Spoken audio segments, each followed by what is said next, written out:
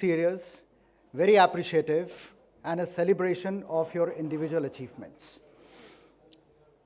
As you entered, you must have seen a huge signboard saying Scotch Parivar. We believe in the institution of family, an institution which culturally binds us together. It is ordained from our forefathers, from our fathers, from our elders in the family, which is ingrained in our DNA to do good for the society, to do good for the nation, and make the family proud. Going by the same spirit, we believe that what Scotch stands for, which is growth, livelihoods, and equity, we are joined at the hip with the vision and the dream that you have of an empowered India, of an India which is full of growth, realizing the dreams, spreading happiness, and a growth which is inclusive. So that is a vision, a common dream that makes all of us part of Scotch Parivar. And I welcome you all to Scotch Parivar. And a good round of applause for each and every one of us. I always say that, we are not blood sisters or blood brothers, but we have a common dream which sees us together. And that is something which is what Scotch stands for. It's been over 25 years that we have been looking at individual achievements, trying to see who have gone beyond the call of duty. And the Public Service Award attempts to celebrate exactly that. The examples that have been created, the milestones that have been achieved, and interventions that are taken note of and learned from. Not only stop there, scale as well, and benefit a larger audience. Similarly, so CEO's Choice Award celebrate the achievements in the professional field. Many a times, while we look at the interventions made by the government and say that, this is what changed the country, but we lose sight of the achievements made by professionals which have actually moved the economy from point A to point B. And the contribution made by them is something that we need to recognize, applaud, and at the same time amplify. And this is exactly what the evening is supposed to be. You can carry on your drinks, you carry on your food, you carry on everything, it's a bonhomie. And let's, instead of getting bogged down by the chill outside, make it warm. So welcome you all once again, and I invite Mr. Kochhar at this moment. I will invite Mr. Kochhar after this moment. So at this moment, I'll invite Mr. Kulmeet Bawa, MD and CEO of SAP India, and the President of CEOs Association for Inclusive India. Thank you. No, I like the way everything is on the fly here, right? So this is fantastic. Look, but thank you, Gursharan, and a very warm welcome to everyone here on behalf of the CII, and I think Samir would do the honors for Scotch. I know a lot of you, or at least a few of you that I've met have flown in from different parts of the country, so kudos to you, and thank you. It's an absolute pleasure to have you here with us. I don't know about you, but after that very, very thrilling World Cup final, which went on till midnight last night, I've been in a state of ecstasy or a wild rush through the entire day. So I've given more than my best today, and I think a part of that rush continues into this evening. And of course, for a separate day, there's lots and lots of learnings from that. You were talking about bonhomie and camaraderie and leadership, and there was stuff there that we saw bordering humility at times in the match. For those of you who saw the Argentina-France final, for those of you who haven't, please do try and get a recording. It was fantastic. At the end of all of it, and I know I was tweeting about it late night, Samir, the winner always takes it all. So kudos and congratulations to all the Lionel Messi fans here. But I think Mbappe also had a absolutely brilliant performance, right? Everyone agrees. And I think the years ahead that he has in front of him, given that he's just 23, is magical. So he has a magical future ahead of him, very akin to the kind of future we have for India. So, and you know, I was in a forum on Friday, I was in an event on Thursday.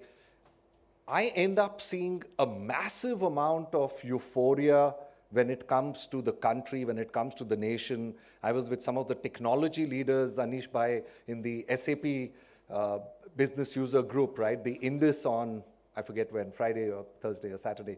And there is this massive euphoria, excitement when it comes to India, palpable, absolutely. You know, sometimes it's around the whole vibrancy of the startup ecosystem and the 400 billion valuation that the 100 plus unicorns combined have got. Sometimes it's about the whole MSME segment, you know, in India, the aspirations to become global.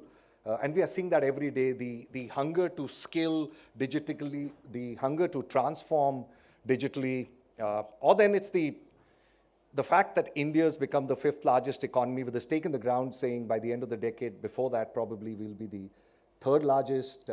I could go on. But there is excitement everywhere, which is super, super fantastic and important for our country. The Prime Minister some time ago did envision or state his vision saying that by the time we end the Amrit Kal or get into our centennial year of celebration, how do we become an upper middle income country, right? Which means 7 to 7.5% approximate sustainable growth for the next 25 years for us to get to that 20 trillion odd economy or the growth numbers, the GDP that we need. Great vision, but it's not going to be easy. It's going to need a lot of teamwork, a lot of akin to what we saw from both the teams yesterday. So it would need public services you were mentioning. So it would need the government, it would need the corporate sector, it would need each and every one of us as citizens, individuals of this country to actually congregate together, to work as teams. And I think from a CAII perspective, and I must say this, I think we've set the ball rolling very well, Samir. So thank you for that. We've actually launched the first 2 think tanks, as we call it. Number one on the financial inclusivity, around financial inclusion for the country, because how do we get to see what impact credit has on the GDP growth? How do we end up providing credit to those that need it most? And other than digital lending and all the buzzwords we hear about, I think it needs a lot of innovative thinking coming in from all of us. And I know SAP recently, not recently, I think it's about a year ago, Lavnish, you'll remember, but we bought a company called Taulia, which is in the supply chain finance space. I'll leave buzzwords out, I promise. This is a fun evening, like he said. But what it means is that we are going to be providing financing and credit through the value chain, through supply chain to people that need it most. So a lot more of such innovation is needed. And the second think tank is around digital transformation. Rajiv and Anish and, you know, on how do we, it's called the CIO's agenda think tank, right, task force, which is essentially looking at, you know, we talk about nimbleness and agility and everything that digital can bring in, and how do we get back to the drawing board, rehash our whole strategy, and then leapfrog the other markets, the other economies very, very quickly, harnessing digital at our core. So that's the other think tank or task force that's been organized by CII.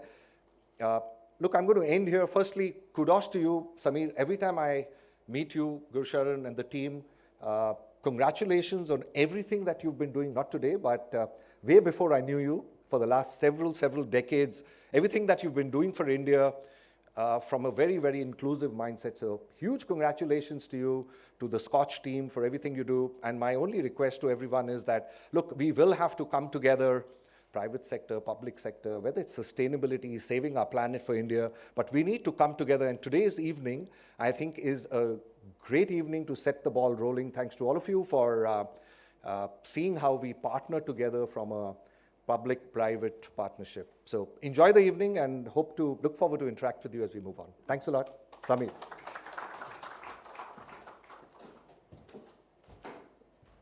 So now in order of sequence, Mr. Kochhar.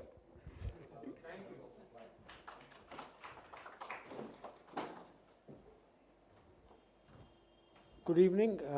I must confess that today I'm officially old. You know, in Punjabi se ya banda katra batra gaya, matlab yaad nahi rehta. He's like, 71, 70 years old. That's when you start, losing your memory and stuff like that. And it happened with me this morning at 10:30, and I'm embarrassing this poor child since morning. This guy Rajat, who is a wonderful mixologist, also my personal barman. He goes wherever I need to drink, from coffee to whatever. He comes up half an hour late, and then look at him and says, Rajat, today you're half an hour late, but on 19th we have a very important event. Don't be late for that because there's so many important people coming. I said, today is 19th. So that's when I realized that I am kind of old. But in this journey of, poor India to becoming middle class India to becoming Atmanirbhar India, somewhere the memories do get lost. And one of the things that we try to do is capture all the institutional memories that there are. Each one of you is a heroine or a heroine in your own right. What everybody is doing is incredible, but none of it getting documented. If you look at what changed in India, so I have done 18 books as a reform historian on that, on what has changed from my prism, and now we are also starting to capture the corporate stories. So one of the things that I have been doing, which is my life's mission, is defeating poverty. I come from a reasonably poor or very poor background. There's nothing called poor is actually a very funny word, because every time we want to define poverty in India, what we do? Anyone can take a guess? We set up a committee which has to define what is poverty. And so that kind of, ball goes in full circle. And if you've been reading the media, there's a raging debate on how poor is poor. So Niti Aayog, my friend is there, they're talking about multidimensional poverty. If you look at Surjit Bhalla, my friend, he says everyone's income has gone up because they're getting free rations. So I don't know if everyone's going to fall back into poverty the day you stop, or you're going to give them indefinitely. But anyway, so it's an interesting topic to be looked at. So coming from there to, as they say, a rising tide lifts all boats. I think all our boats, we've been together in that journey as a bridge. We have seen before 90s, we've seen the 70s, we've seen the 80s, but quite a few in this room would have seen at least part of before 90s and today. And what we see is a very different nation, a very different country, and I think private sector, public sector have all played a very important role together to make that happen. Can you put on my slides, please? So if you look at, we started off in 1997. How we got started is very funny. I got sacked on the phone. I used to work for a company called PCL. Harish Bhai is here. He used to be a hero, as handsome as he was. It was a very large company called Onward Nouvelle then. But I was with PCL, and we came up with this brilliant price scheme of a PC under 20,000. And some of those machines never got delivered. So I had a big argument with Dadan Bhai, who was the owner. And since I had an argument, I said, why are you not delivering the machine? He said, if that's the way you feel, don't come from tomorrow. So I was sacked on the phone. And I mean, God could not have been kinder. I was really hoping, why he did not sack me 5 years earlier. Because I decided to get into business. But when he sacked me, I had nothing. Because no company house, no car, nothing. I only had Manisha, my wife, who was working, so she supported me a bit. In this phase, when Rohan was born, we took a 3-wheeler to a hospital. But the times have been very good. It's very enjoyable time that I have had since, and I've had the privilege of seeing reforms happen and people coming out of poverty and moving up.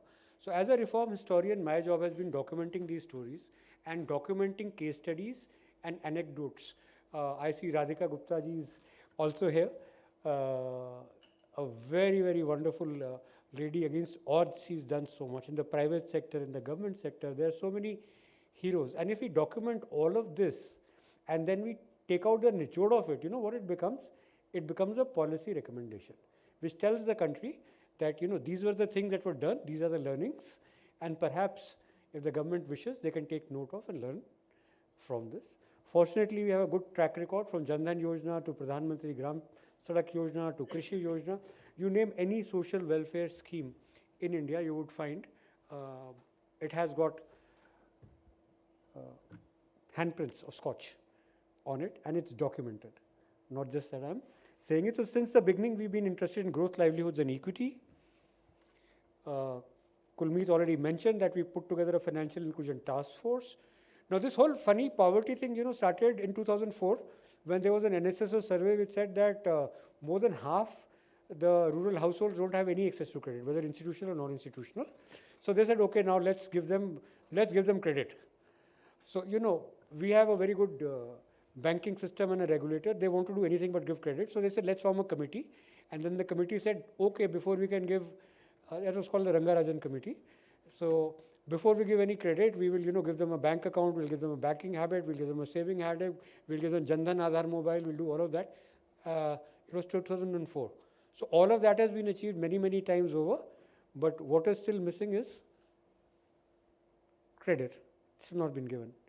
So we formed this task force to look at what are the reasons why. So we realized that banking system is unable to do this. It's risk-taking ability. So we are possibly looking in the wrong side. So this is looking at digital lending and markets as to if markets could possibly play a role. And what are the roadblocks NBFCs are failing, what can be done, how can technology be used to make cost of borrowing cheaper, cost of servicing people cheaper. So I think it's going to be a phenomenal work. Now, on the other hand, you need the private sector to walk through. Now, there are very, very few companies, barring I think telecom companies, no one actually has reached consumer level at a population scale. The only people who've reached a consumer level at a population scale is Government of India. And they have fortunately put together a public digital infrastructure which can be leveraged for the private sector now to plug onto. So things like Open, ONDC, etc. are coming in. And that is going to open up a plethora of opportunities for all of us, which we can leverage. And one of the things that we're looking at is, fortunately we have people who sit on boards and CIOs together in this room. The big problem statement CIOs is very difficult to convince boards to spend money. So I give a very good example. Look what happened to AIMS. You buy outdated operating system, you buy cheap PCs at the front end, you pay in bitcoins. And you have a health system that collapses. So I think all of us have to be very, very concerned about total cost of ownership, and business continuity and sustainability is a very, very incredibly important part of it. So we are together, with all CIOs together. I mean, the honest truth is we're trying to create some knowledge-based argument and package it very well so that we can go and ask money from the boards. Please give us some more money because, you're going to have an AIM scenario, man. And, your cloud is not going to handle, your data center is not going to handle. You better do hybrid, you better go to cloud, you better scale, but do it with security. And by the way, we need $50 billion, $100 billion, something like that to do. But where is that argument, where the numbers we are trying to actually pinpoint that, how to calculate TCO and ROI and securely and scalably. So this is what we're doing with the CIO agenda task force. I'm very happy that very distinguished people have joined in this already, and we're hoping to expand it many folds. And with that, I actually come to my next book, which is last but not the least. It's called India 2047, High Income with Equity. This is something that Kulmeet has already explained. He talked about, these $40 trillion goal or 50, Adani ji says India will be 50 trillion GDP by 2050. And Ambani ji says that it will be 40 trillion by 2047. My only concern is that 30 trillion out of that should not be with them. So, what about the rest of us? So, bari thoda band dijiye. So, what India really needs is, equitable, spatially dispersed, job generative growth so that the rising tide rises all our boards, हमें भी कुछ बढ़ने का मौका दीजिए. So that is the argument that this book is going to make. We have who's who of economists, bankers, uh, domain experts who are contributing to this book. So with that, I'd say have a good time. So as I said, please khana pina band mat kijiyega, because I spent like 3 months curating this food. So at the end of it, you will not remember anything. Hopefully, if you remember the food, I'll be very happy. So we done? So we are now going for the panel, is it? Yeah, we'll go for the panel. We'll play the video first. Okay, done.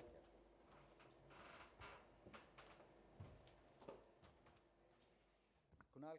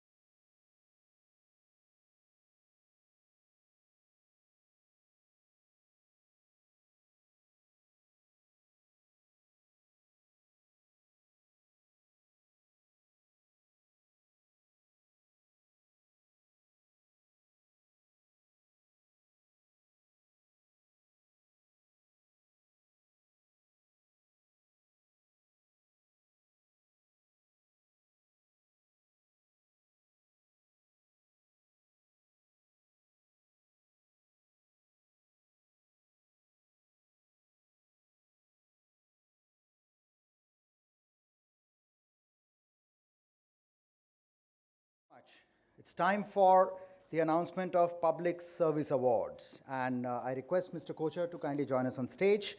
I also invite Mr. Harish Mehta. Kindly join us on stage. And Dr. Vijayaditya. We have Dr. Vijayaditya with us, former Director General of National Informatics Center. Two doyens we have on stage. So one doyen from the private sector, Mr. Harish Mehta, amongst many things, he brought networking to India. You know what we take for granted? Lands. There were no lands before Harish Mehta brought them to India. And I think that's an incredible thing, and he's been a part of that journey. He set up NASSCOM, he set up TIE, he wears many, many hats. And of course, he's an author of a bestseller now, The Maverick Effect, which captures the story. Dr. N. Vijayaditya is the man who put together the first generation IT plumbing of India in the government. He was DG NIC for many, many, many years. He's also our distinguished fellows. So no one understands grassroots IT better than he does. So I thought it's only appropriate that I invite them to help me do the honors for the Public Service Awards.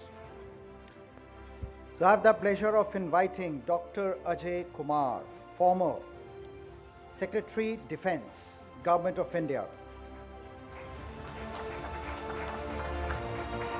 With Make in India at his heart, Ajay Kumar has pushed both the electronics as well as the defence manufacturing industry in India to emerge as a leading player on the global map.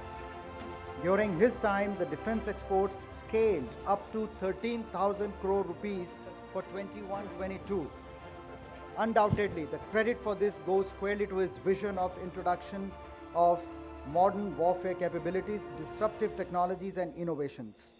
He established the IDAX initiative to spur a cost-effective 300-strong defense startup ecosystem. Earlier at the Ministry of Electronics and IT, under Electronics Manufacturing Cluster Scheme, as a first, he approved 500-acre cluster in Andhra Pradesh, set up at a cost of 340 crore rupees. Other initiatives included preferential market access policy, creation of Electronics Development Fund, and it's due to his efforts that the electronic system design and manufacturing in India under Make in India became a reality. Congratulations. I know him since he was a JS, Ministry of IT. So many cups of tea I've had in his room. And he's contributed several papers to books that I have written. And of course, his fingerprints are very, very deeply etched in Make in India and manufacturing in India. A very less known fact, one of the most successful PLI schemes was in the IT industry, and he was the man behind that. Ajay, would you like to say something? Thank you very much, Sameer. It's such a pleasure to be here after several years.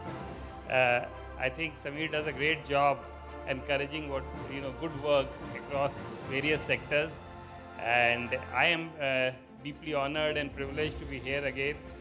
Apart from several talents which Sameer has, one of his talents is cooking. And the cuisine which he offers is absolutely out of the world. I mean, it is to be eaten to be believed. So I wish this whole event grand success. Thank you for inviting me. Thank you for this award. I don't know if I deserve it, but thank you nevertheless. This is not the last award you're going to get from Scotch. Now you need two weightlifters to carry this.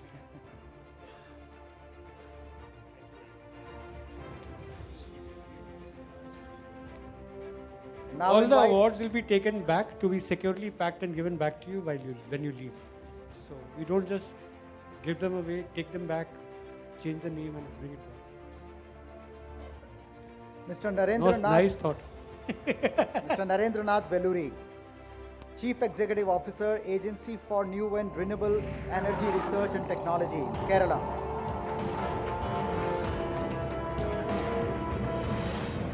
As an Indian Forest Service officer, Narendranath Velluri has worked in forest divisions known for human-animal conflict. He brought human deaths to zero during his tenure at Palakkad through an out-of-the-box method adopted that reduced crop damage by elephants to half of that of 2017 damages. He engaged with PVTGs, sensitized them, and did solar electrification of all houses and implemented green income scheme for 1000 BPL families by installing 2 kilowatt solar power plant free of cost. A 300 kilometer of solar fencing in Wayanad, which was a non-starter for 3 years, was taken up by Veluri in mission mode and completed in a record time. Congratulations. And one more thing, he's a wonderful son. All of us are here with our spouses or children and all that. He is the only person who has made his parents travel with him from Kerala so that they see him receive this award. So may I invite them also on stage to get a picture taken with us. And while they come, if you'd like to say something. Thank you, Mr. Samir. It was a great honor. So, I have been reading about the SKOCH Awards during my preparation time. It has been an inspirational journey towards this stage. So, generally in government, so for everything we relate it with money. So, whenever some person approaches us, so we always used to tell that there is no fund, next year we'll try. So, the only thing I tried differently is, so money is not important in the government, the will to serve. So money will come automatically, and that has helped in achieving these results, what has been spoken about me today. Thank you all. Such a pleasure, and would you like to say something?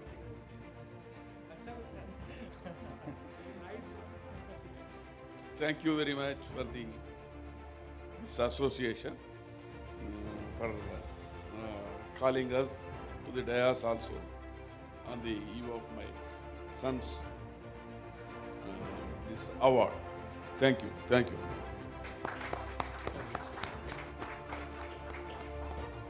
So he mentioned something about preparing, learning about SKOCH Awards during his prep.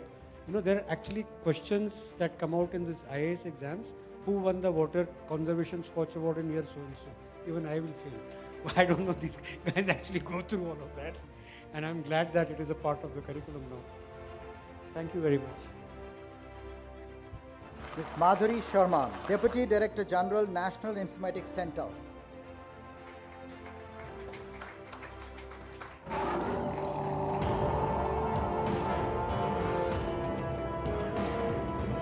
In her over 30 years of service, she has steered several national level projects in women and child development, socio-economic and caste census, and rural development, amongst several others. She conceptualized, designed, and developed technology for NREGA Soft, Awas Soft, and Fertilizer Management System. Another intervention, EHRMS, has enabled the creation of e-service book of central government employees. The development of generic IT solutions with citizen centricity has been a forte. More recently, she mentored and guided the National Rural Stack by the Ministry of Rural Development. Congratulations, ma'am. Before I ask Madhuri ji to speak, इनको मैं अपनी छोटी सी आशा बोलता हूँ देश की. I have seen her work since she started, how rural computerization happened, how NREGA Soft happened, and the kind of feisty battles that she had to put to get things done. It's absolutely amazing. I think in private sector we get compensated for all the hard work we put in. We get stock options, we get paid handsomely. I think our brothers and sisters in the government don't. And with that, having that kind of a zeal and that kind of a commitment and running around with PCs from village to village, really hats off. And I've seen this firsthand in her case. Thank you, sir. This on the eve of this Lifetime Achievement Award, I was recalling my professional life, and when I recall it, it gives me a lot of satisfaction and fulfillment, as I feel, in my opinion, my professional life is glorious.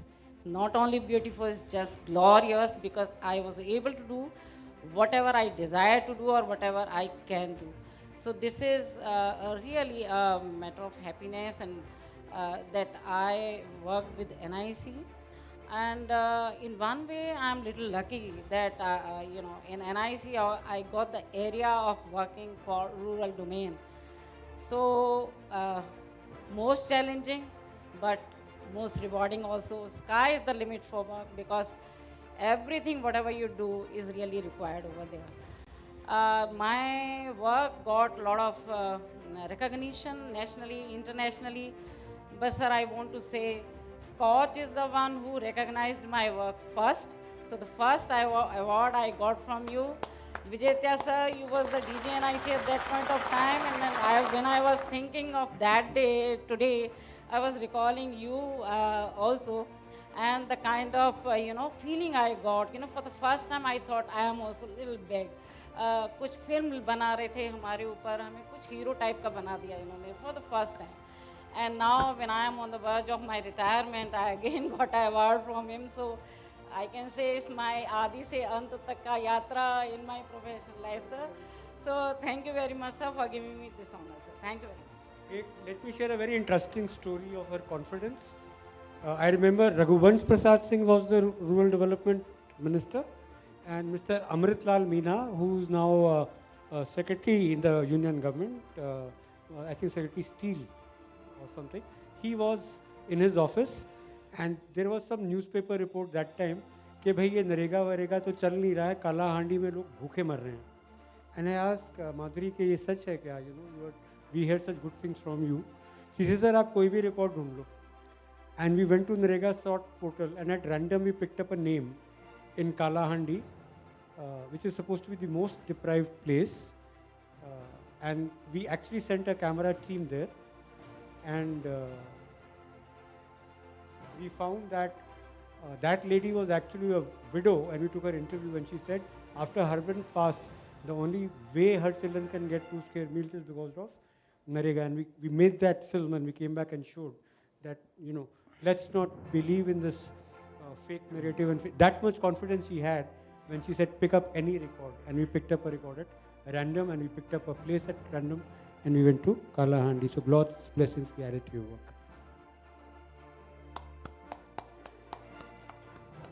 Ladies and gentlemen, we are joined by Dr. Vivek Debroy, Chairman, Economic Advisory Council to the Prime Minister. Let's put our hands together for him. This is just a welcoming clap. We're so happy to see you. We're clapping. Mr. Rakesh Ranjan, Senior Consultant, Niti Aayog.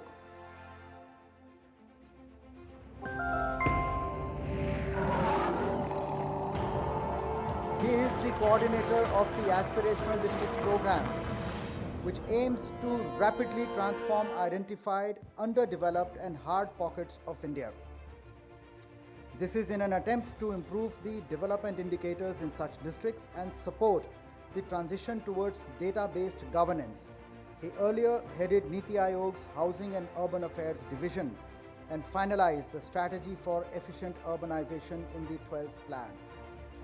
He helped large urban transport projects like Metro Rail in optimal restructuring and financing.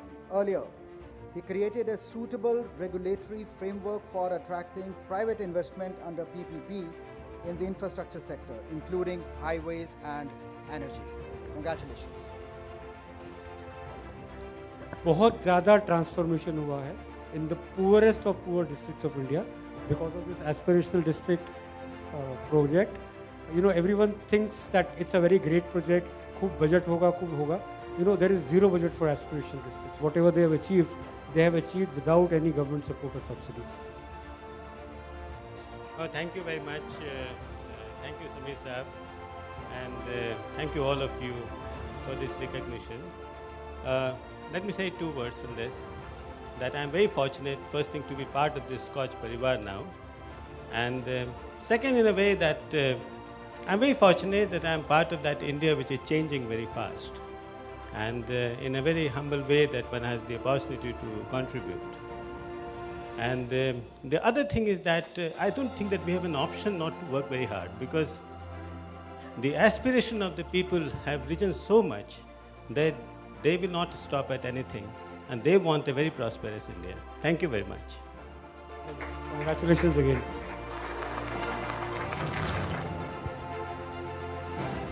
I I now invite Mr. Divesh Sehara, Secretary, SC and ST Welfare from the state of Bihar.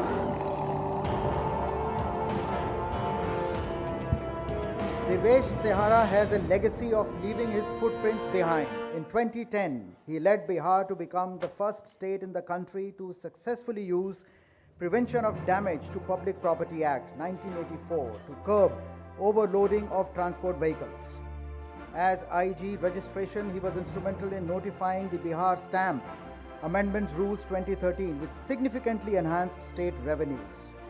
If Bihar is proud of the successful dedication and initiation of many an infrastructure and road projects, it is due to Divesh's leadership in implementing rupees 54,000 crore Prime Minister's package for Bihar in 2015.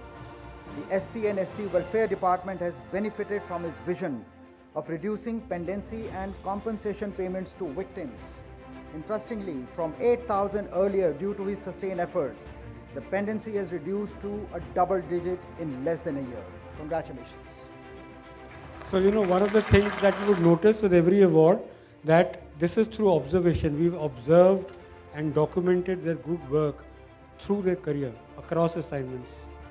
And that is something that nobody else is doing in the country today. Thank you all.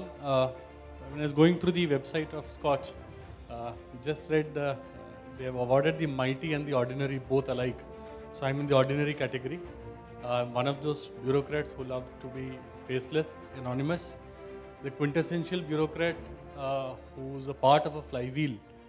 I think that's, we go through a grind that's not seen, that's not felt. But that grind is what is a part of a flywheel which pushes much of the nation ahead. And this, if at all, is recognition to that quintessential bureaucrat who doesn't like to be seen, who doesn't like to be heard, but wants to deliver. Thank you so much. Pleasure. I have the pleasure of inviting Dr. Poonam Malakondia, Special Chief Secretary, Chief Minister's Office from the state of Andhra Pradesh.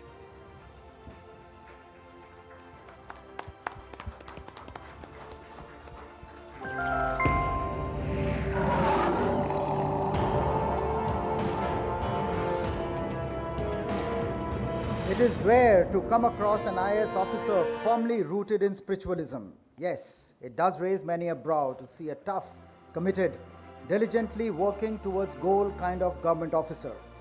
Poonam Malakondia is a remarkable officer who has carved a niche for herself through her outstanding work in women empowerment. She headed a 7-member committee to advise on measures taken for the safety and security of women in the state. She covered more than 10 million farmers under YSR Rayatu Bharosa in phase 1 and 2 with a combined disbursal of more than 5,700 crore rupees. Quality inputs were supplied to farmers through the Rayatu Bharosa Kendras, and the entire crop insurance premium burden was borne by the state government, ensuring hand-holding of farmers from the stage of providing seed to market interventions. Congratulations. I think this lady, maximum number of her projects have over the years from Andhra Pradesh won the SKOCH Awards, and this is the first time that she's being personally felicitated. Congratulations, madam. Thank you so much for this honor. I feel humbled. I can say only that much. I always felt that passing the IAS exam is the easiest thing to do. The real exam starts once we start working. Every day is an exam, and we are the evaluator. Every day before we sleep, we question ourselves. Have we done enough? Have we done right things? Have we done it rightly? I thank the government of Andhra Pradesh for having given me opportunity to work in the sectors that I love the most: the agriculture, the women and child welfare, the medical and health, and the school education. And I thank the people of Andhra Pradesh who always were there, to support me or to encourage me when we really feel, oh, can we do this? So thanks to all of them, and thank you so much. Pleasure. And one anecdote I must share with you in a lighter vein is that with so much of talk about inclusivity and social welfare across the country, center, state. You ask any bureaucrat or mantri, they don't want the department. Malaidar vibhag nahi hota. As Laluji once described, when there was a cabinet formation, I think he was given a ministry that he did not like. So he said, "Humne kaun sa malaidar vibhag manga tha? Railway hi to manga tha." So that is when I discovered that there are two kinds of departments: the malaidar departments and the non-malaidar departments. She's been working all her life in the non-malaidar ones.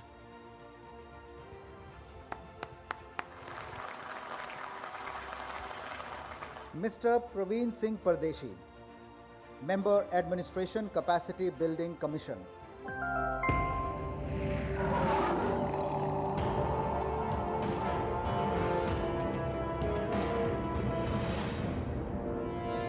With over 38 years of administrative experience, he has held various senior leadership positions in the United Nations as the Chief of the Transition Recovery Unit and Senior Coordinator of UN International Strategy for Disaster Reduction. As Commissioner, Brihan Mumbai Municipal Corporation, Pradeshi managed Mumbai's entire public health infrastructure. He was pivotal in conceptualizing and steering critical reforms, improving the ease of doing business. He set up the CMO, which overlooked key infrastructure projects worth $22 billion. He has currently undertaken the task of training serving bureaucrats, performance evaluation of training academies, and delivering competency-based programs providing hands-on experience working with the corporates, first in the country. Congratulations. This has been a long pending award, and finally we get to give it to him. Thank you. Let me thank Scotch Foundation for recognizing our work. Mostly bureaucrats are very anonymous, but thanks for this. And I really like your forum, the Inclusive CEOs Forum. I was hearing about the work done by some of them to get the, on cloud, the private cloud. I'll just narrate a small instance. In Maharashtra, almost all the work used to be on the government servers. And because of that, even though the application was good, people, whether it was scholarship dispersal or something like that, it would crash at the time when a huge the admission time would come. So we worked with the then Chief Minister and said, okay, we should give equal play, and that's how AWS and all the others started being able to host government data. And it's good to know that by putting something on the cloud like that, we are giving access to the poorest person, because who finally that digital transformation benefited is a scheduled caste student who might have got a scholarship directly in his account, but wouldn't have got it if the the government server were not doing that well. So thanks for this, and it's a great networking event, and congratulate you for that. Thank you so much. Well, congratulations once again, and ladies and gentlemen, this brings us to the end of the Public Service Awards. So, gentlemen on the stage, Harish Bhai, Dr. Vijayaditya, Mr. Kocher, thank you very much.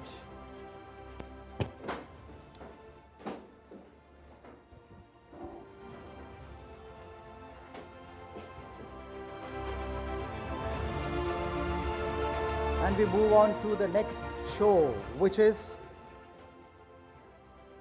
a chat with the Maverick himself, who has authored The Maverick Effect, the doyen of IT industry, the man who co-founded NASSCOM, but for which India would not have been on the map of global IT industry.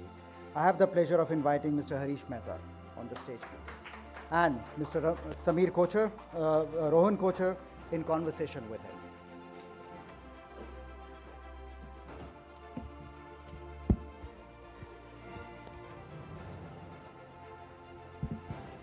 Check.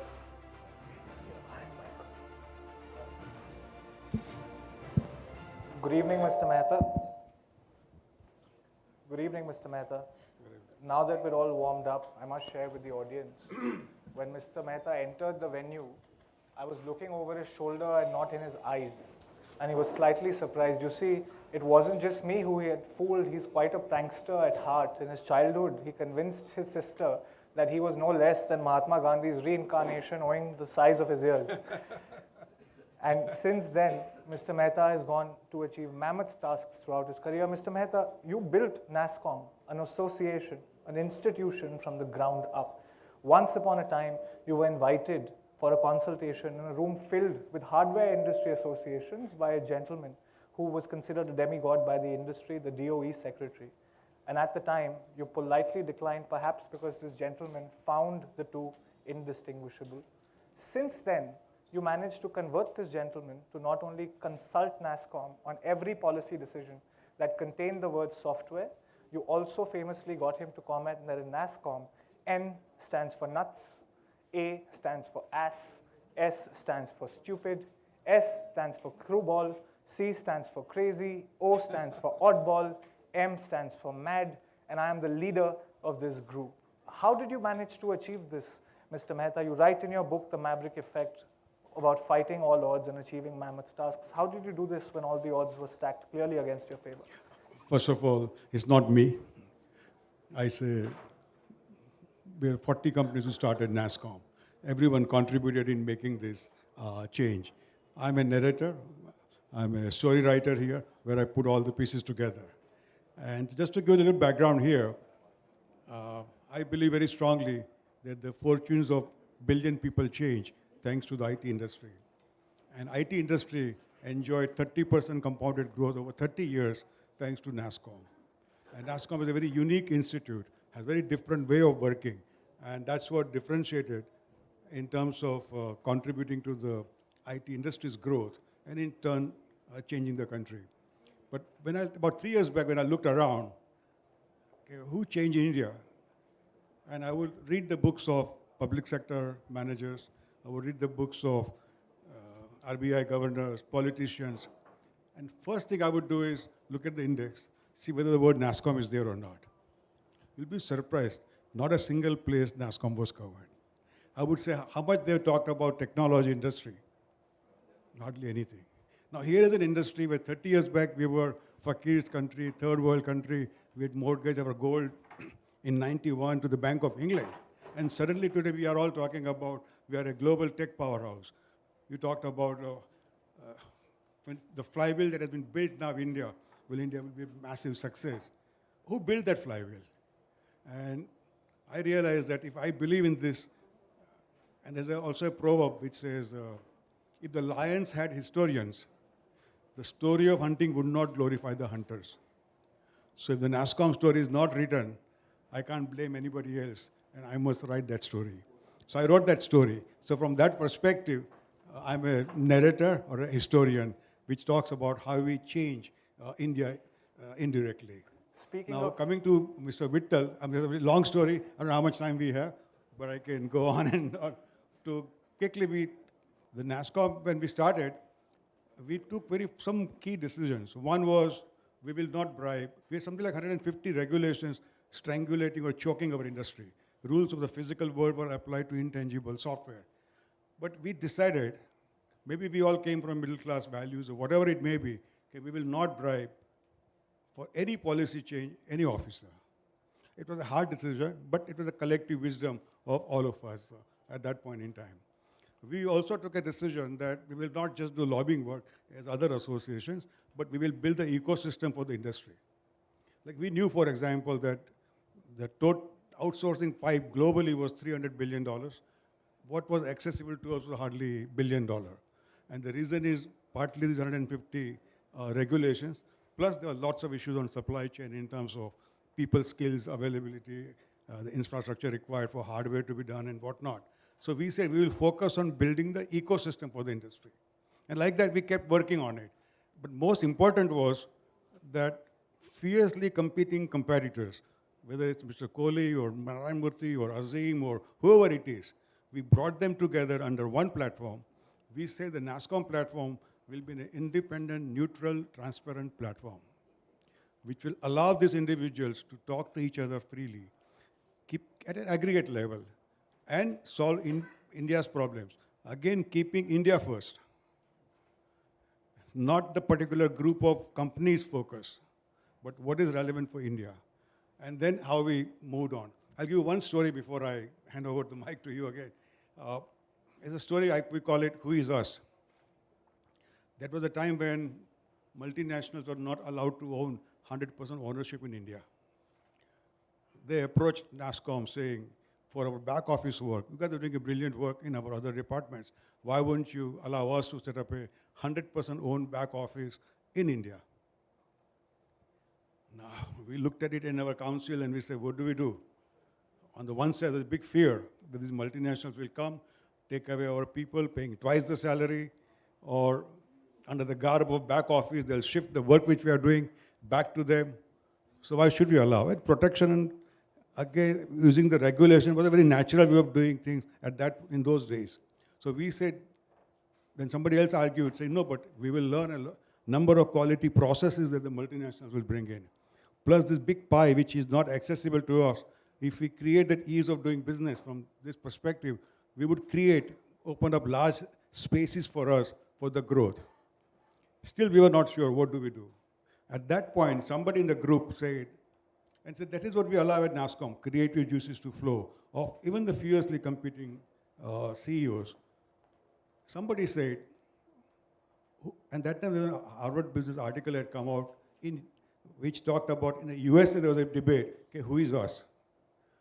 Are we IBM, Motorola, Whirlpool, or are we Sony, Toyota, and other three companies? So a big debate there. Probably that gave us a clue. So we started asking, who is us? And somebody said at that point, whoever develops human capital of India is us, and who doesn't is not us. So even an Indian company is not us. So I think we have a lot to learn. These MNCs will develop the human capital of India, so we must allow them to come. We approached Dr. Manmohan Singh at that time, he was the finance minister, and we said, we recommend 100% ownership. One of the officers said, tum kiske dalal ho? Another officer said, East India company ko वापस तुम उनको देश को बेचने आ गए. We were really ridiculed. But we were ready with the facts, data analysis, a vision about foreign action that we can earn, number of jobs we can create, and so on and so forth. Dr. Manmohan Singh accepted that proposal. Now that single decision of allowing MNCs, today in India we have 1,800 R&D centers employing more than 1.2 million engineers, $35 billion of revenue, and many of them, like SAP and whatnot, they're representing themselves at the board level, co-creating future for their companies. Phenomenal. But that decision of going against the protection and again, before we going to the finance minister, we asked Mr. Kohli, Azim, Murthy, everybody, are you agreeable? And they all agreed. So that's the reason behind, and the way we did it was by building trust with the bureaucrats, which we'll talk later about how we convinced Mr. Vittal to be on our side. Mr. Mehta, you spoke about being a history and a narrative buff. You also shared some insights of moving from the back office to the boardroom. Speaking of the great playwright, William Shakespeare, he says, some men are born great, some men achieve greatness, and some men have greatness thrust upon them. Speaking of William Shakespeare's brand of greatness, you write on page 133 of your book that the IT industry and the BPO industry in India belong firmly to the second class of greatness, and this was achieved not by chance but by hard work. From the back office to the boardroom, the transition from the BPO to the BPM couldn't have been easy. Today, with $38 billion in revenue, 1.3 million direct jobs, countless indirect jobs with a global market share of 36%, we are a world leader. How did you manage to convince the wide spectrum of entrepreneurs, regulators, and stakeholders and build consensus to effect this change? We have Sangeeta here. She is one of the person behind driving that change. Sangeeta is the Executive Vice President of NASSCOM, and she has been with NASSCOM for the last, right from the beginning till today, real pillar of NASSCOM and the IT industry. Now she can tell you a lot more about how we did in terms of, but fundamentally it was at the council level, we realized that the technology is changing, opening up newer opportunities. Some could be a signal, some could be a noise, mostly noise. Which one to pick, which will be an opportunity for India in terms of earning, exchange, creating jobs, and whatnot.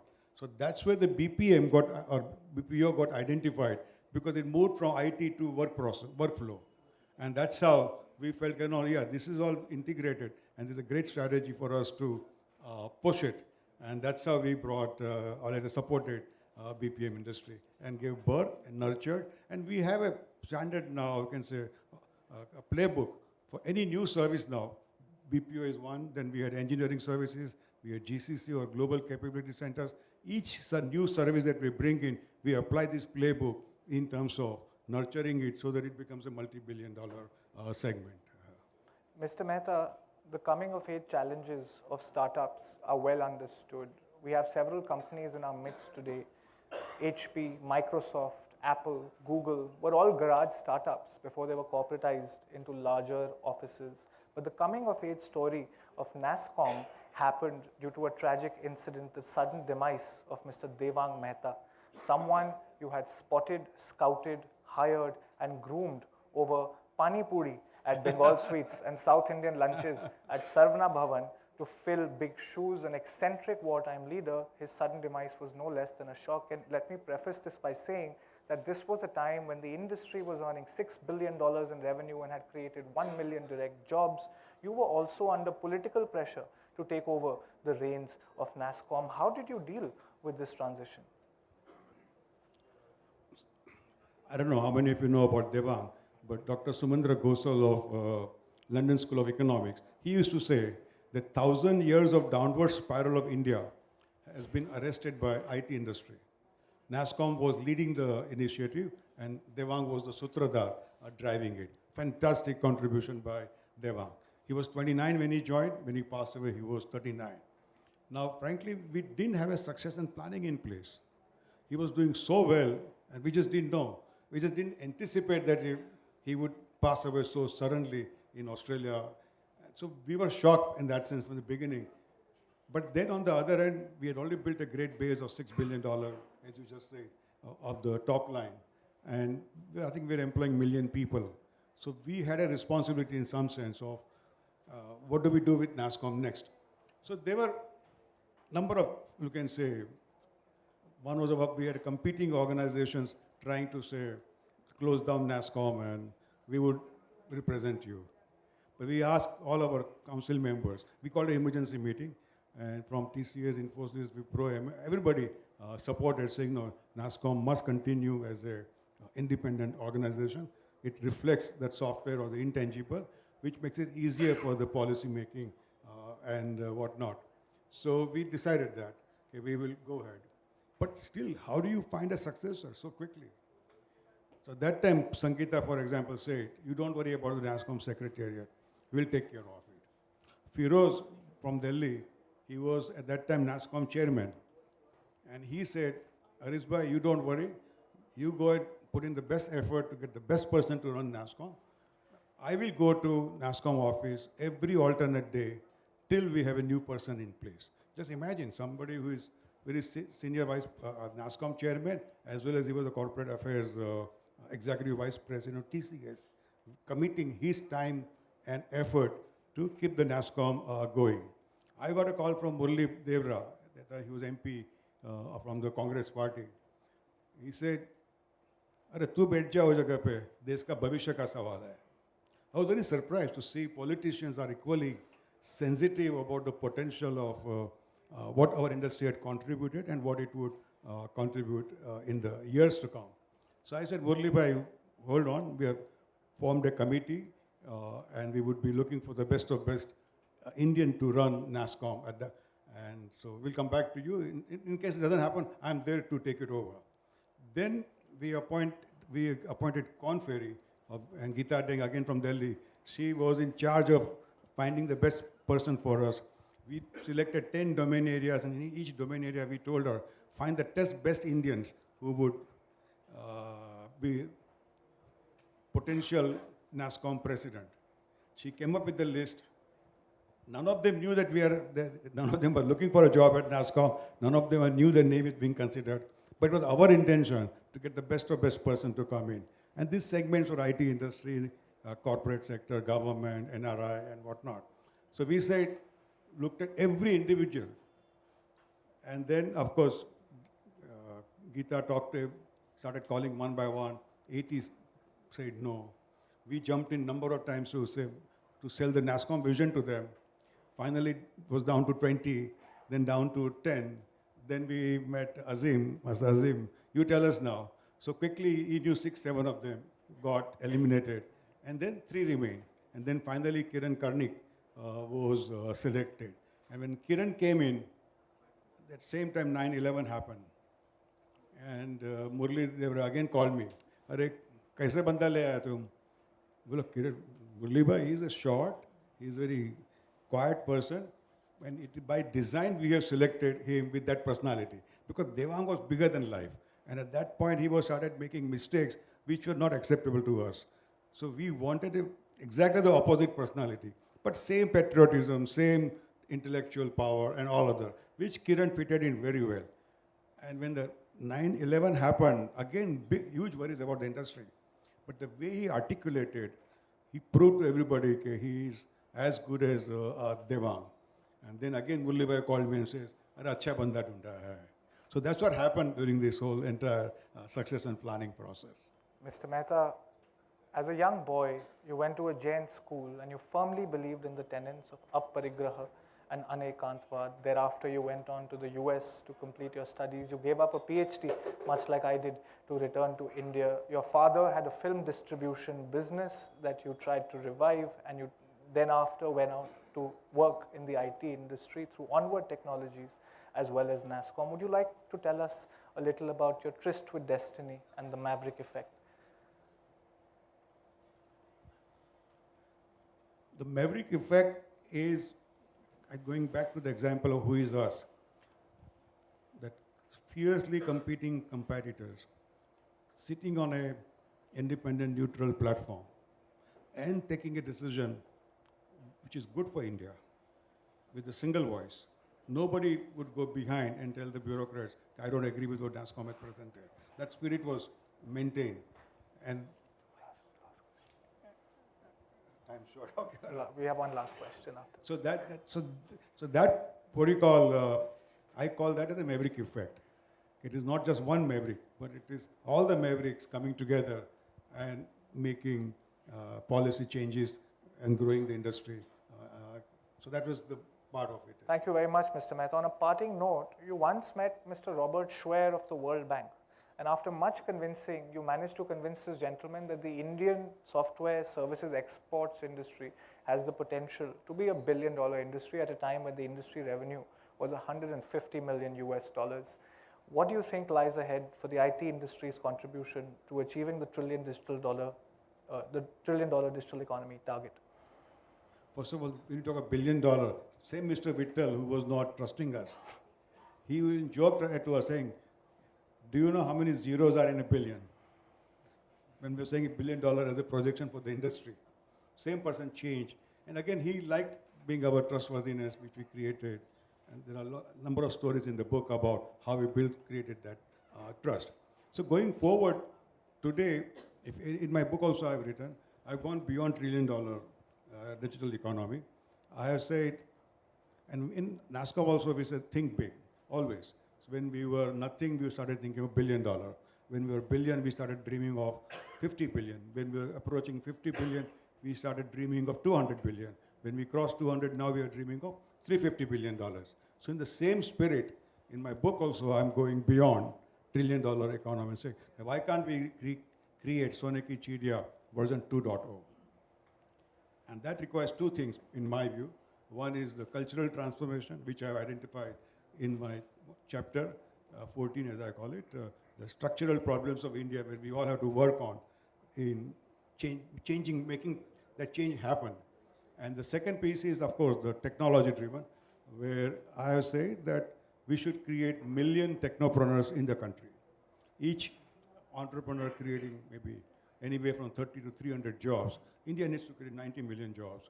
So we need to create 1 million technopreneurs from that perspective to create the 90 million jobs. And then only we will see the Sone Ki Chidiya version 2.0, at least economically. And then we get the cultural pieces, then we get the real Sone Ki Chidiya. Thank you very much for joining us, Mr. Mehta. It's been a pleasure chatting with you. Thank you.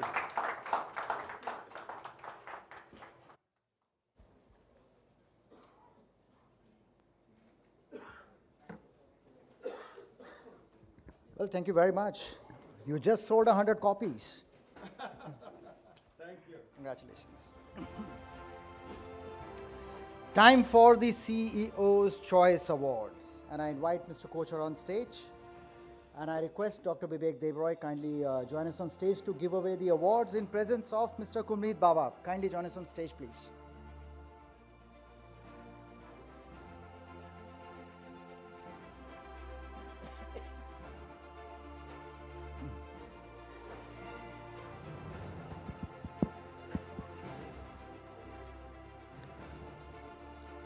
Our Person of the Year for Public Affairs, Dr. Lavneesh Channa, Senior Vice President and Regional Head for Government Affairs, Asia Pacific and Japan, SAP.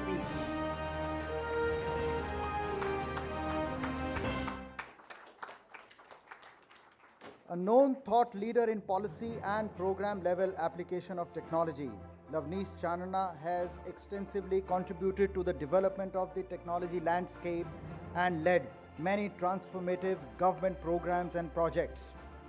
The Digital India program has benefited immensely from his engagements with various stakeholder departments, including creation of platforms, engaging with governments across the region, driving their digital economy agenda.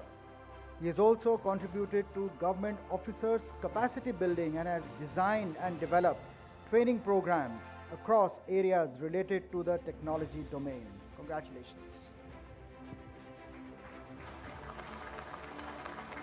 You know, while Kulmeet and Channa Saab are in the same company, there was no Sifarish. I'm certifying that.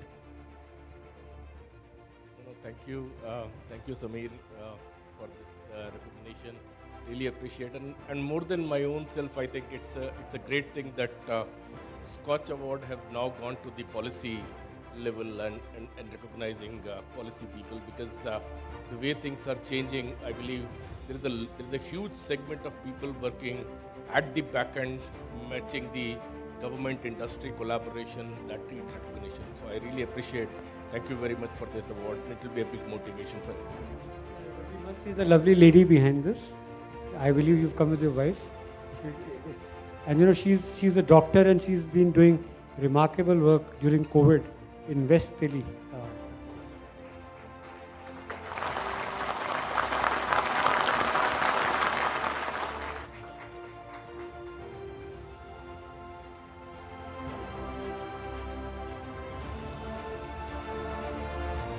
To say something about your husband?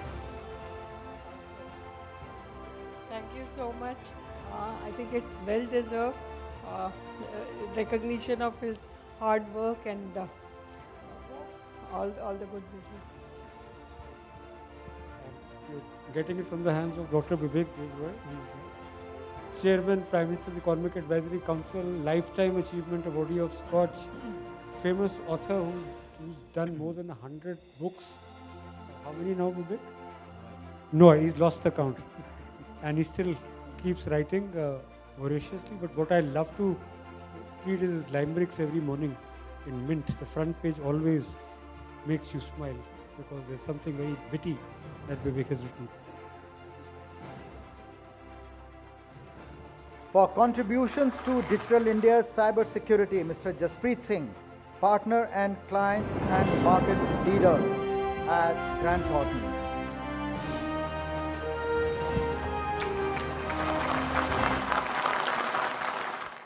Jaspreet Singh is an action-oriented leader focusing on cyber technology and enterprise risks. He is best known for his contributions to global cyber security concerns, having helped more than 20 organizations respond to ransomware attacks, in addition to several state governments in the past. He has managed large and complex transformation programs across financial services, telecom, e-commerce, fintech, and infrastructure sectors. He also runs the virtual CISO office and many stakeholders and is a trusted advisor on digital and cybersecurity strategic initiatives. Congratulations to you. Congratulations, Jaspreet. Thank you. Thank you to my wife, my family members. The CIO panel spoke about digital transformation, cloud, everything. if all of this is true next 5 years, I think there's a lot of business for cybersecurity. Thank you, Sameer ji, and thank you the entire Scotch Parivar. Thank you so much. Thank you.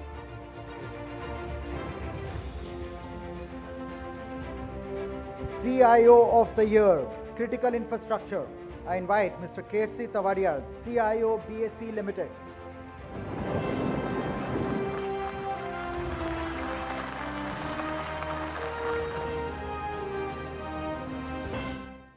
Out of over 4 decades of having served the industry, Kersi Tavadia has spent 12 years with Bombay Stock Exchange and played a pivotal role in transforming BSE into the world's fastest exchange, clocking a median trade speed of 6 microseconds.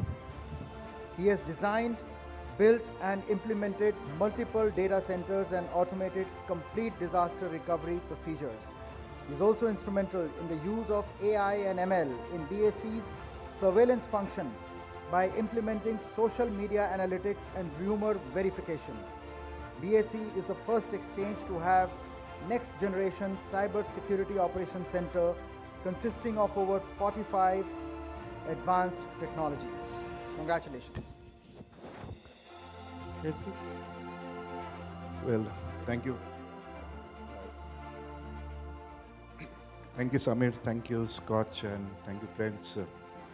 This is a memento for my team who has worked very hard, and it speaks about the support that we have received from the management. And you talked about the board in the previous context. Had it not been for their support, this kind of work is not possible, because and today's boards, I would say, are more looking for advices of how to do it. They just want people to, they are looking for an execution man, and I have played that role. Baki, so people will get budgets and everything are there. You need somebody to execute these projects, and thanks to the confidence that they had in us and our team, and we strongly believed in the Indians are the same thing as a be Indian, buy Indian, make it in India. So I think we started that story about 12 years back. So we also, when we changed our platform, we were totally dependent on a monolithic architecture, which was a non-stop. We completely ripped and replaced the entire thing to use open source technologies. That's how we brought down the costs. And when we started the surveillance project on the open source, people laughed at us that this is something for the labs, that it cannot be run in a production environment. I think that is now history. Now people are following our footsteps. So you need to be little daring and like let the world speak whatever it about. But if you have an idea, just go and execute it. I think so. That's my message, and that's what we've been doing. Thank you. Congratulations again. CIO of the Year, Telecom, Mr. Anish Shah, President CIO Geo Platforms and Chief of IT and Digital Platforms, Reliance Jio.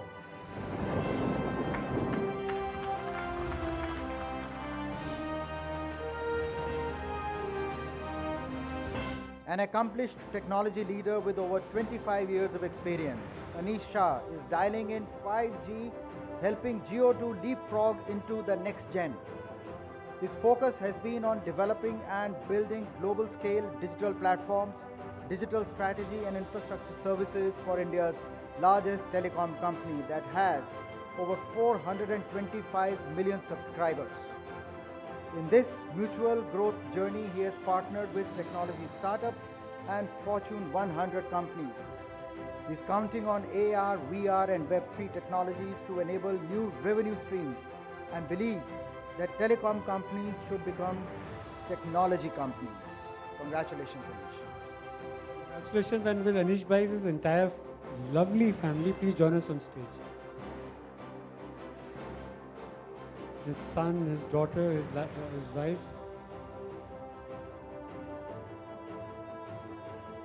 You know, in Scotch Parivar, we always insist that please bring your family, because you could not have done it without them.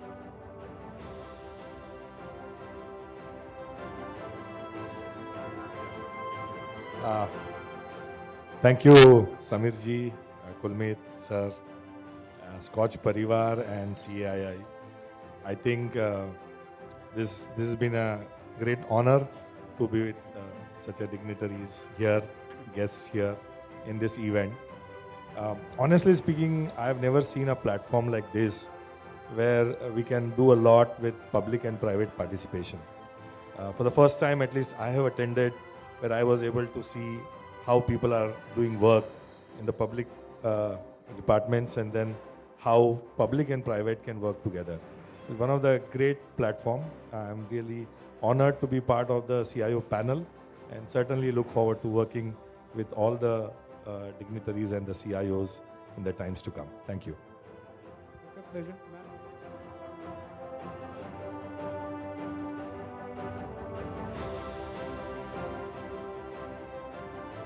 Hello. Yeah. So I'd just like to share one small experience.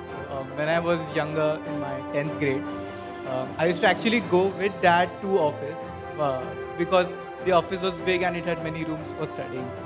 So I used to we used to leave house at 8 a.m. and the normal office times end at like 5 p.m. right? I used to stay there till like 10, 10:30, 11 because that's when him and his team leaves after everybody else has left. So I think that has been my childhood. I've never seen my dad come before 9. If he comes before 9, we are shocked. Why is he home early?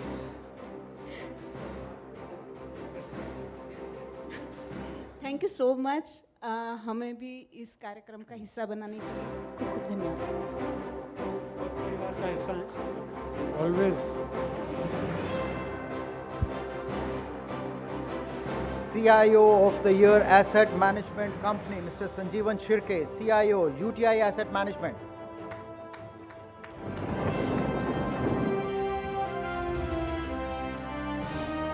A hands-on developer, database administrator, system administrator and a cyber security expert, Sanjeevan Shirke has led and established cyber security architecture with SOC, a unified communication platform and a dealing room software and several more strategic initiatives. He implemented employee provident fund infrastructure with front office automation integrated with RBI for negotiated dealing system to deal with money market instruments. He also laid out information security infrastructure and trading infrastructure for UTI Mutual Fund with dealer boards. Armed with 30 years of experience, he is the backbone of the asset management operations and set up hybrid secured cloud infrastructure for his company. Congratulations. I also invite Mrs. Shirke to join us on stage. She's also traveled all the way from Mumbai to be with us this evening. So thank you, Scotch. I would like to share one experience. In 2004, when I was designing this secured architecture for UTI, Mr. Damodaran was there and he could not understand technology. He wrote a letter to Deepak Phatak, who was in IIT, and he said, you have to validate this, what this boy has done. And he saw that and he was shocked to see that so much firewall and security postures been laid. And I explained him that in the technology, when sir, you are the guru, you are the doctor, so I will not tell you, but my perception is this, that if you have a 2 firewall layer, and virus or a worm which is attacking on the first firewall may not get through the second one because the algorithm is different to catch hold. He wrote a letter to Mr. Damodar and said, I am thrilled with the architecture. I would like to have a further discussion with your vendors to take this forth because I will also learn, and I am proud of that. Today, I am in the same committee. Thank you. कैसा करते हैं घर पे?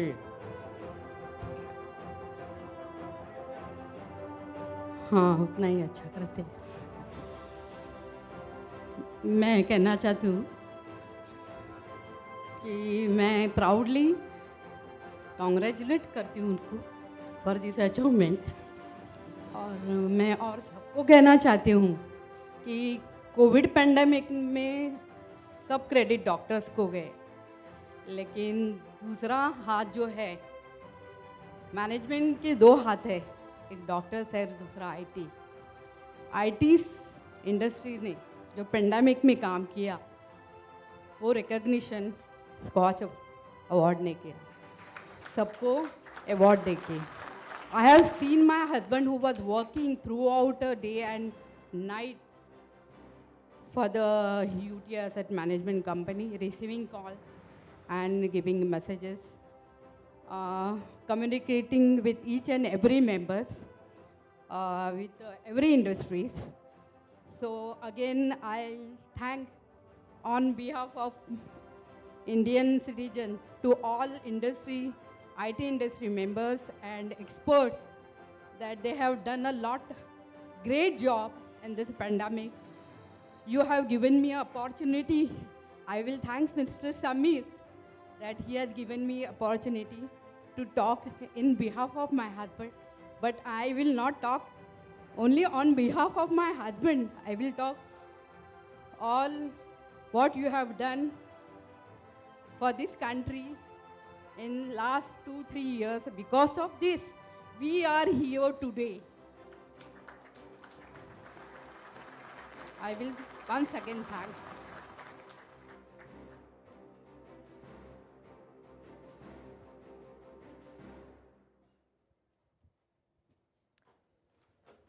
Mr. Manoranjan Kumar, CIO, Shree Cement, CIO of the Year Manufacturing.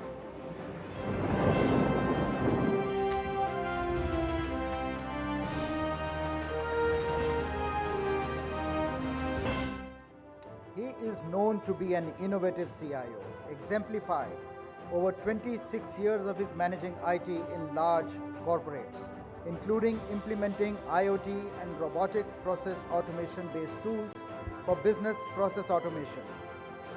Manoranjan Kumar has a proven track record of reducing IT operational costs and completing timeline based large IT projects within budget and meeting management expectations. He has successfully managed collaborations, helping to bridge internal and external customers, and has laid out short and long-term IT and information security strategy and a roadmap. Congratulations. May I request his wife to join us as well? They're both on a vacation and they've driven straight here. And she said that, we didn't get time to go home and change because then we would have missed it. It was true. I was just on a holiday and I was planning that we'll be coming back on time, but it got delayed just because of the traffic, and then we directly came here. During all this pandemic year, we were also doing the same thing. Like my company was there into manufacturing of cement. When this pandemic started, all manufacturing sector was closed, and then management has started manufacturing oxygen, and that oxygen was supplied to hospitals and the community. So that way, we have also done like our IT sector, IT services from manufacturing and other things. We shifted to managing that cylinders, how that cylinders is going where, how to get that cylinders back so that it is be repeated and given back to the hospitals and the community centers. Where that IT falls, like it is for the company and for the country also. Thank you. Would you like to say something? Thank you, Samir. First time I came here in this event. First time मैं आई हूँ award function में, और मुझे बहुत अच्छा लग रहा है कि बहुत कुछ हमें भी जानने को मिलता है इससे, है ना, जो घर में बताते नहीं है.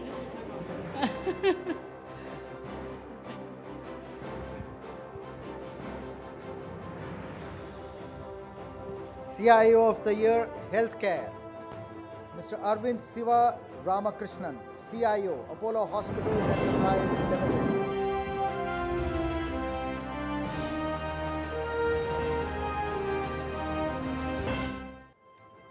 Leading from the front has been his style.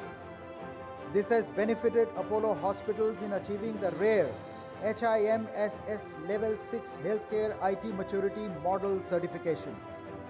Arvind Siva Ramakrishnan's efforts have made Apollo to lead in Asia Pacific harnessing IT in patient care delivery. As a result of his vision and efforts, Apollo today is considered the most wired chain of digital hospitals. He is one person who looks for opportunity in every adversity, COVID being one, and unleashed the complete digital transformation of Apollo hospitals. Congratulations. Congratulations. I think very lucky to be here.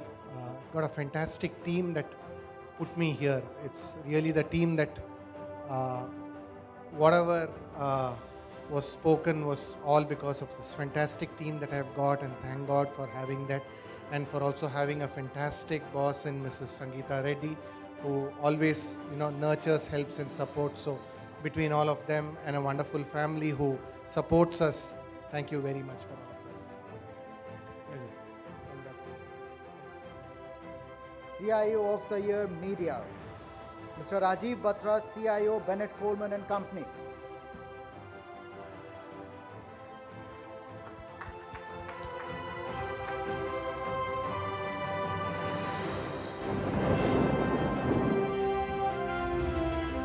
It is challenging to take care of as diverse business interests as the most prominent media conglomerate Bennett Coleman has. Newspapers, magazines, books, TV, radio, music, internet, and so on.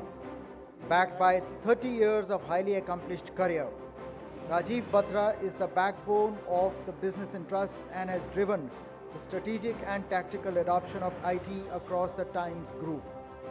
From enterprise architecture, blueprint to emerging technologies to greenfield setup, he has deftly handled it all.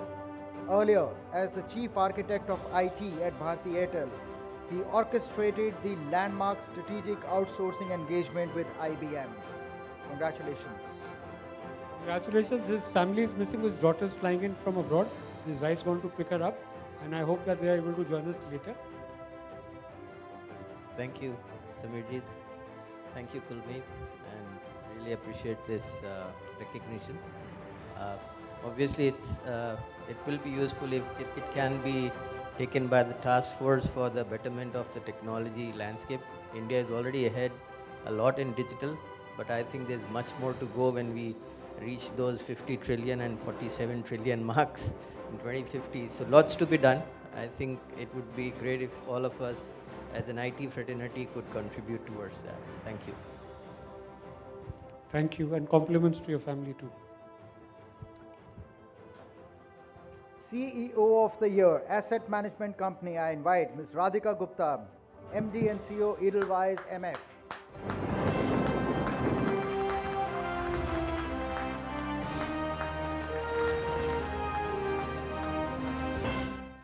From being a self-doubting girl to becoming one of the youngest CEOs in the financial services industry at the age of 33.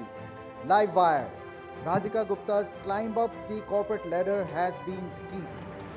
Since the time she took charge, Edelweiss MF's AUM has grown from rupees 6,000 crore in 2017 to over 91,000 crore rupees in just 5 years. Investing in long-term debt was brought to the forefront by her when she launched Bharat Bond ETF 3 years ago, fourth tranche of which was launched recently. The Edelweiss MF Bharat Fund AUM has crossed 50,000 crore rupees mark already. Her motivation has been the multiple job rejections early on, which only cemented her determination to make it to the top. She was finally hired by McKinsey in 2005 and has not looked back ever since. She has penned down her experiences overcoming adversity and attaining success in Limitless, published recently. Congratulations. Not only has been Limitless published recently, she's become a mommy recently. And we had invited the little baby also to come with the mummy to pick up the award, but unfortunately that could not happen. And I think it's absolutely, it just needs a standing applause, please.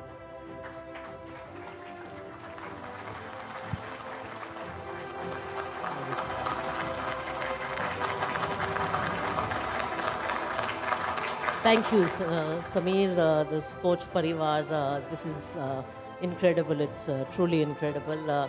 I wish my 5-month-old could have joined me, but we are Mumbaikars, and this is his first tryst with Delhi cold. And as Delhiites know, that often doesn't go down well.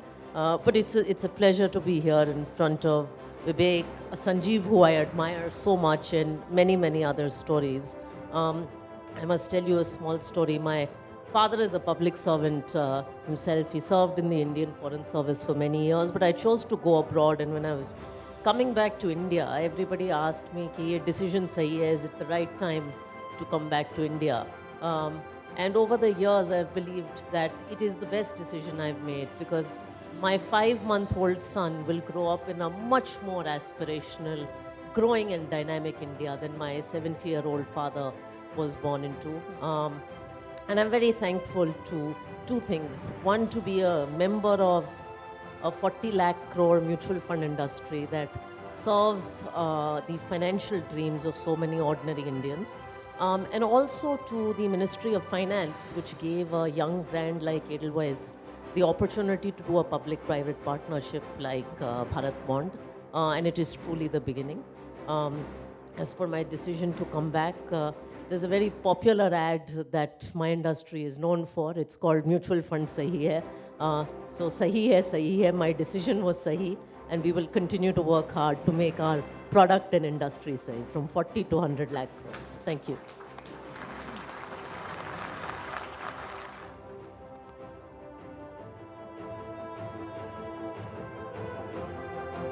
Now, the author of the year for the Maverick Effect, I invite Mr. Harish Mehta, founder and executive chairman, Onward Technologies.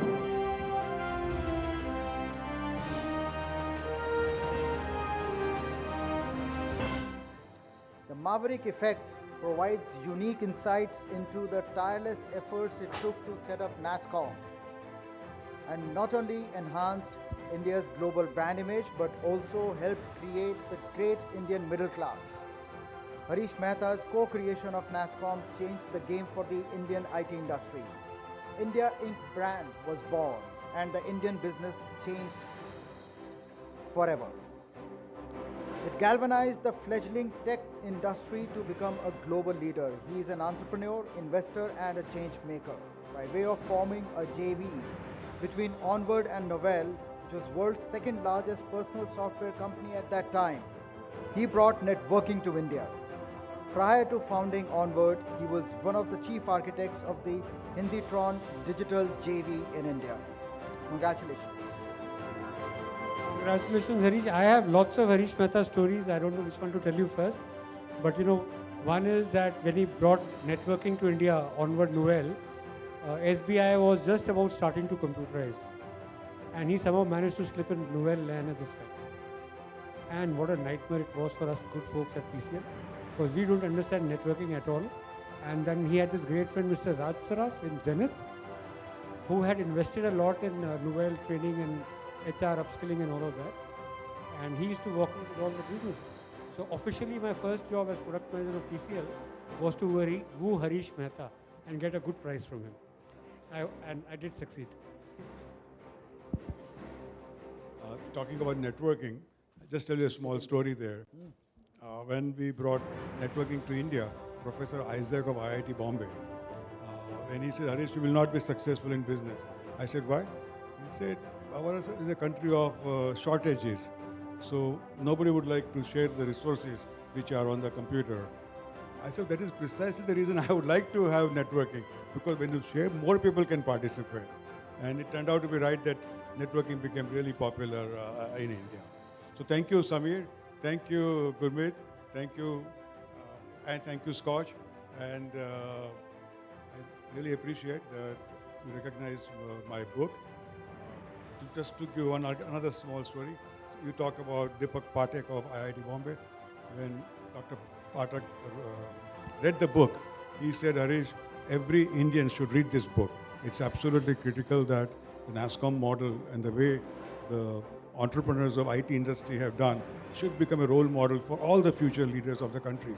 Your recognition will help me spread the message." Thank you very much. Thank you for the debate.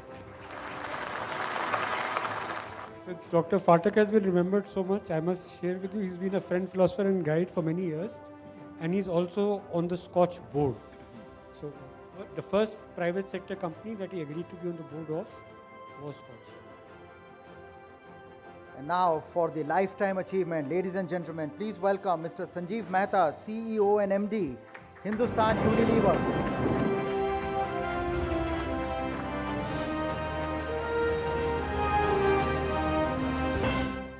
out of 29 years that he has served Unilever, 20 years he led businesses in different parts of the world.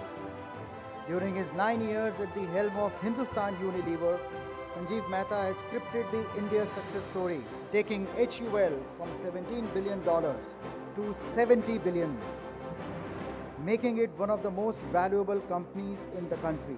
Believer in harnessing technology, he launched Reimagine HUL, a digital transformation endeavor, harmonizing people and technology, making reskilling a national corporate priority, using machines to augment human cognition, leveraging human talent and machines at the same time has been his vision. His endeavors have unleashed a frictionless consumer and corporate experience, delivering competitive growth. Congratulations. You know, it is unfortunate for me that I have no Sanjeev Mehta story because it's the first time I'm meeting him and his lovely wife. Ma'am, may I invite you to join us on stage? The person who was supposed to do the anecdotal honors and the stories is C.P. Gurnani. He came in late and he's fallen sick. But I suspect it's more because it's his birthday today. We always, you know, have an auspicious day when it's CII. So last CII annual day was Kulmeet Bawa's birthday and today it is C.P. Gurnani's birthday. And hopefully we'll do it on your birthday next year.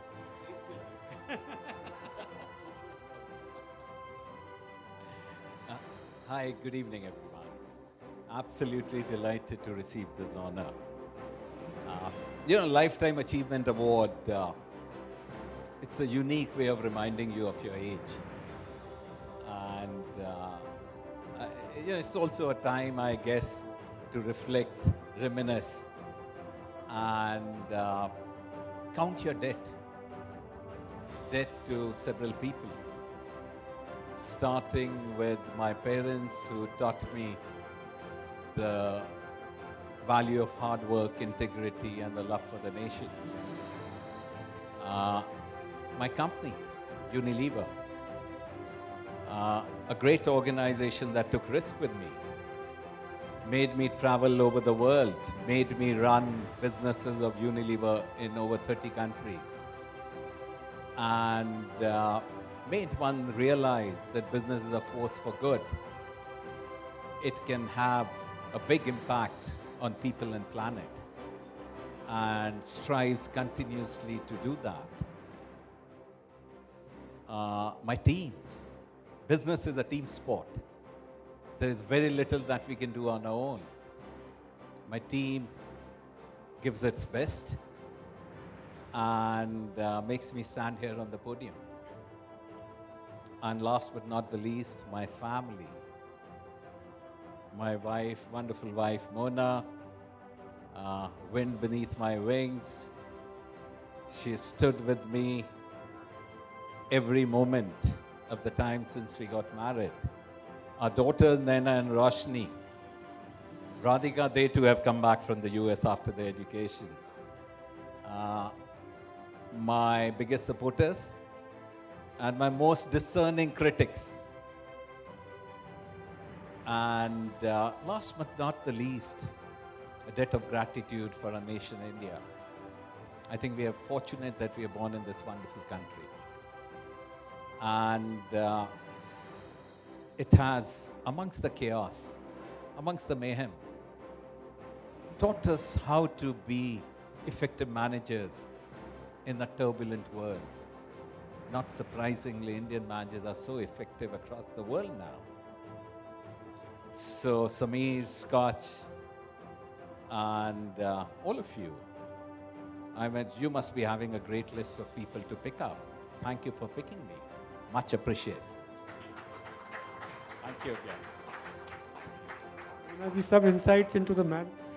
He hasn't spoken very much.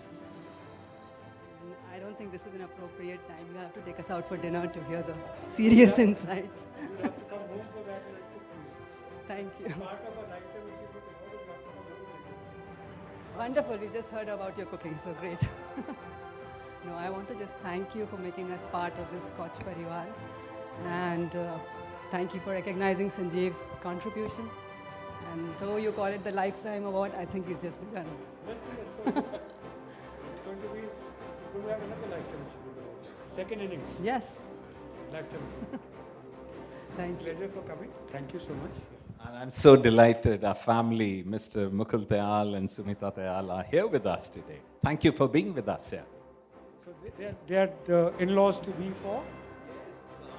Our daughter Roshni, in another couple of months, is getting married to a wonderful boy called Shiv. And Mukul and Sumita are parents of Shiv. Wonderful. So we have two in-laws to be. We have also Sunny and his lovely wife Rupinder, who are my kudams, in-laws to be for me, and their beautiful daughter, who's going to be our daughter now, Gurmeher. Rohan and Gurmeher are to be wed soon in February. The date so far is 25th February, so block your calendars. And Rohan, please come in. Just stand next to Gurmeher. So your blessings for them. And to mark the occasion, I have commissioned some special laddus from a lady called Abhilasha Jain, who does fantastic Marwadi laddus. So it's a thing called Marwadi Khana. These laddus are made at home. And she made 70 kgs laddus fresh in 24 hours. Sorry, I didn't even notice that handsome young guy sitting at the back is our son-in-law, Shiv. And we also have Shiv's brother Ishan and Yasho. Yeah, wonderful. I'm so delighted to see you all. And Shiv and Roshni and our other daughter Naina, they finished their graduation outside, all their studies, and they've come back to India. And that's the new India. Yeah, it's people who are coming back here because of the wonderful opportunity and the challenges and the new India. That's what brings them back. Pleasure. Now, so quick round of photos. Let's start with all the CEOs. So, Radhika ji, if you join us. Back, Harish bhai.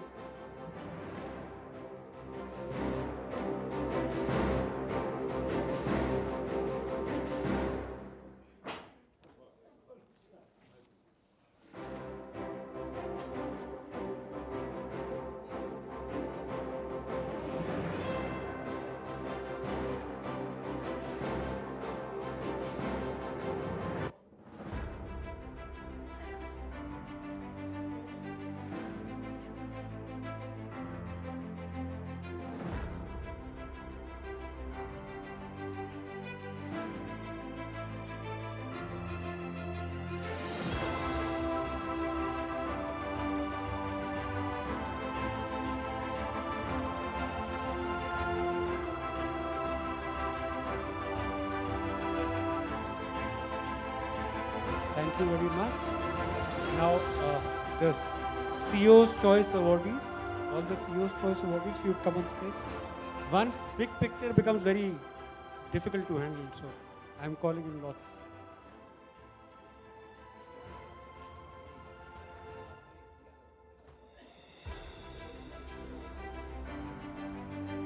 So, laddus are given with the awards on the way out, and those who haven't got the award get just the laddus.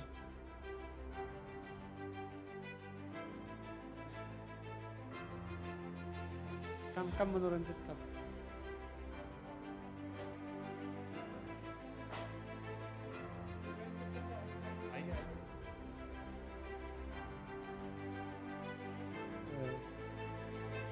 Lavnish. He's outside. Lavnish. Let's take one.